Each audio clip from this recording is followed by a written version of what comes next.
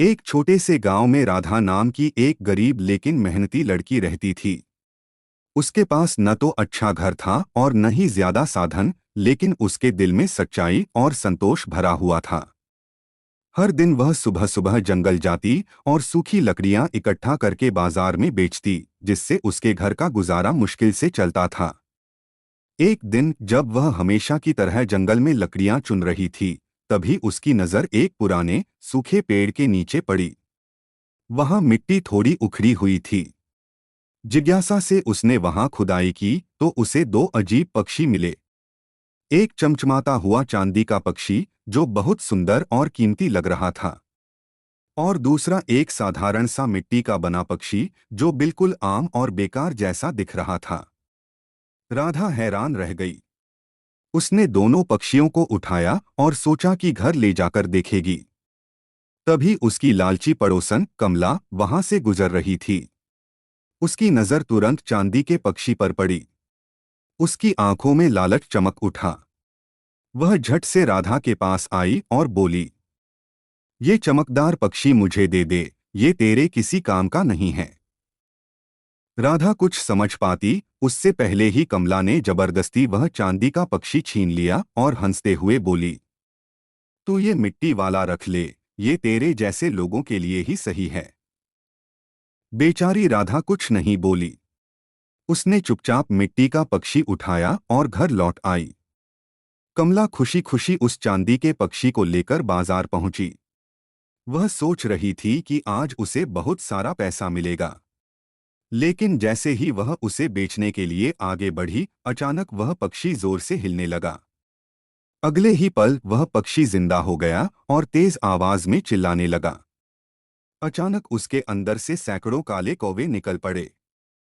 कौवे जोर जोर से कावकाव करते हुए कमला पर टूट पड़े। वे उसे चोंच मारने लगे, उसके पीछे दौड़ने लगे। कमला डर के मारे इधर उधर भागने लगी, लेकिन उसे कहीं भी राहत नहीं मिली।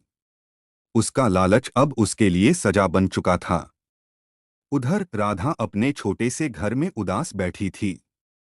वह सोच रही थी कि शायद उसके हिस्से में हमेशा सादगी ही लिखी है। तभी अचानक मिट्टी का वह पक्षी हिलने लगा। धीरे धीरे वह भी जिंदा हो गया।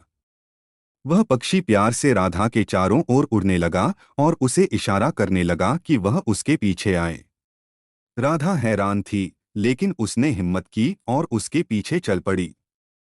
पक्षी उसे जंगल के और गहरे हिस्से में ले गया, जहां बहुत कम लोग जाते थे।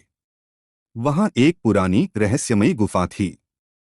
जैसे ही राधा गुफा के अंदर गई, उसकी आंखें चमक उठीं। चारों तरफ सोना, चांदी, हीरे और अनगिनत खजाने बिखरे पड़े थे। राधा की आंखों से खुशी के आंसू बहने लगे।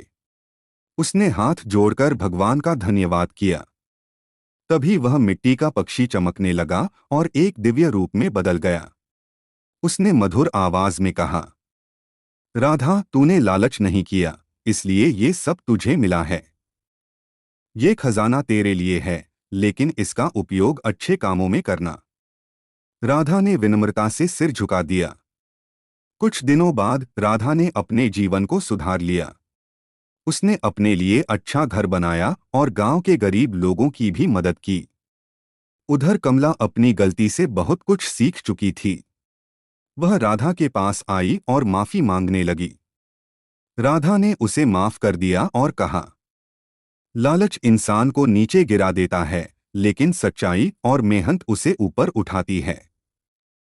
कमला की आंखों में पश्चाताप के आंसू थे और उसने वादा किया कि अब वह कभी लालच नहीं करेगी।